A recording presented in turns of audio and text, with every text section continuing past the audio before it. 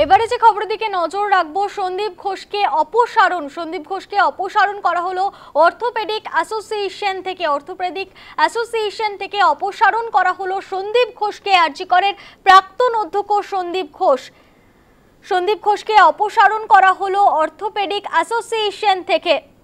আপনারা জানেন এই আরজি কর কাণ্ডে বারবার এই সন্দীপ ঘোষের নাম উঠে এসেছে খবরের শিরোনামে। গতকালও আমরা দেখেছিলাম ম্যারাথন জিজ্ঞাসাবাদ করা হয় এই সন্দীপ ঘোষকে। তার আগেও আমরা দেখেছিলাম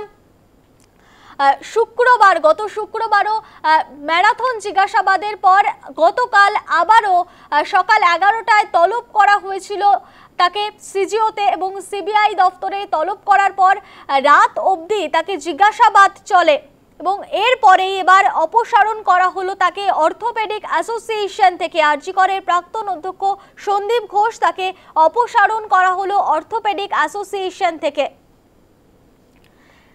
গোটা বিষয়টি আরজি কর কাণ্ডে গোটা বিষয়টি যখন হস্তান্তর হয় সিবিআইয়ের হাতে, প্রথম থেকেই তার নাম উঠে আসছে, অর্থাৎ আরজি করের প্রাক্তন অধ্যক্ষ সন্দীপ ঘোষের নাম উঠে আসছে প্রথম থেকেই। সেখানে দাঁড়িয়ে এবার অপসারণ করা হলো অর্থোপেডিক অ্যাসোসিয়েশন থেকে এই সন্দীপ ঘোষকে।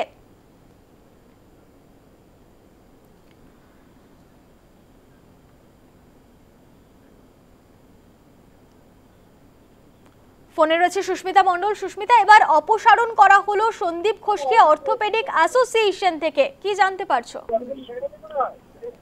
দেখো, আরজি করের প্রাক্তন অধ্যক্ষ সন্দীপ ঘোষকে অপসারণ করা হলো অর্থোপেডিক অ্যাসোসিয়েশন থেকে। ওয়েস্ট বেঙ্গল অর্থোপেডিক অ্যাসোসিয়েশনের তরফ থেকে নোটিশে বলে দেওয়া হয়েছে সিবিআই তদন্ত চলাকালীন যতদিন না পর্যন্ত আরজি কর কাণ্ডের বিচার হচ্ছে ততদিন তিনি অ্যাসোসিয়েশনের ব্যানারে কোনো রকম অনুষ্ঠানে অংশগ্রহণ করতে পারবেন না। এবং এও জানানো হচ্ছে আগামী 15 দিনের মধ্যে তাকে জবাব তলব করা হয়েছে তার কাছে, তাকে জবাবদিহি করতে হবে যে এই ধরনের ঘটনা তিনি প্রিন্সিপাল বা তার অধ্যক্ষ থাকাকালীন আরজি কর মেডিকেল কলেজে কিভাবে হলো এবং তিনি কেন যে আলটপকা মন্তব্য শোনা গিয়েছিল আরজি কর মেডিকেল কলেজের ঘটনার পর তিনি কেন ওই ধরনের মন্তব্য করেছিলেন কোনো রকম সঠিক ইনফরমেশন না জেনে। সুতরাং বলা যায় যে একদিকে যখন আরজি কর মেডিকেল কলেজের ঘটনায় উত্তপ্ত হয়ে উঠেছে, উত্তাল হয়ে উঠেছে গোটা দেশ, প্রতিবাদ প্রতিরোধ যেমন গড়ে তোলার চেষ্টা করছেন মহিলারা বারংবার রাস্তায় নেমে, ঠিক তেমনই অর্থোপেডিক অ্যাসোসিয়েশনের তরফ থেকে যে নোটিশ, সেই নোটিশে জানিয়ে দেওয়া হলো যে সন্দীপ ঘোষকে তারা অর্থোপেডিক অ্যাসোসিয়েশন থেকে ইতিমধ্যেই অপসারণ করেছে। এবং পাশাপাশি আমরা জানি প্রত্যেকেই যে গতকাল থেকে সন্দীপ ঘোষকে একাধিকবার সিবিআই জেরার মুখোমুখি হতে হচ্ছে। আজও তাকে সিবিআই তলব রয়েছে ইতিমধ্যেই বেলা 11টা নাগাদ। সুতরাং গোটা বিষয়টিকে ঘিরে আরজি কর মেডিকেল কলেজের ঘটনায় সন্দীপ ঘোষ যেমন সংবাদ শিরোনামে উঠে এসেছেন এবং তাকে অপসারণের পর থেকে আবারও একবার সন্দীপ ঘোষ তিনি যে চাপে পড়লেন সে বিষয়টি বলার অপেক্ষা রাখে না। ধন্যবাদ সুস্মিতা। সন্দীপ ঘোষকে অপসারণ করা হলো এবার অর্থোপেডিক অ্যাসোসিয়েশন থেকে এবং আরজি করের প্রাক্তন অধ্যক্ষ সন্দীপ ঘোষ, যেমনটা প্রথম থেকেই দেখা যাচ্ছিল এই আরজি কর কাণ্ডে বারবার খবরের শিরোনামে উঠে আসছিল এই সন্দীপ ঘোষের নাম, এবার তাকে অপসারণ করা হলো অর্থোপেডিক অ্যাসোসিয়েশন থেকে। সন্দীপ ঘোষকে অপসারণ করা হলো অর্থোপেডিক অ্যাসোসিয়েশন থেকে। আরজি করের প্রাক্তন অধ্যক্ষ সন্দীপ ঘোষ, তার নাম বারবার উঠে আসছিল এবং সিবিআইয়ের মুখোমুখি হতে হয়েছে তাকে বারংবার।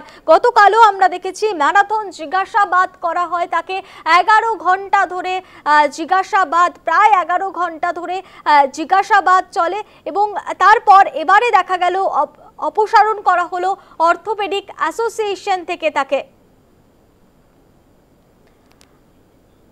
আরজি করের প্রাক্তন অধ্যক্ষ সন্দীপ ঘোষকে এবার অপসারণ করা হলো অর্থোপেডিক অ্যাসোসিয়েশন থেকে।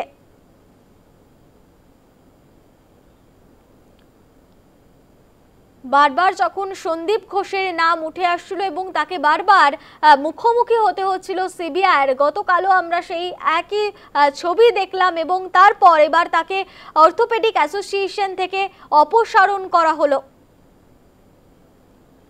আরজি করের প্রাক্তন অধ্যক্ষ সন্দীপ ঘোষ, তাকে অপসারণ করা হলো অর্থোপেডিক অ্যাসোসিয়েশন থেকে।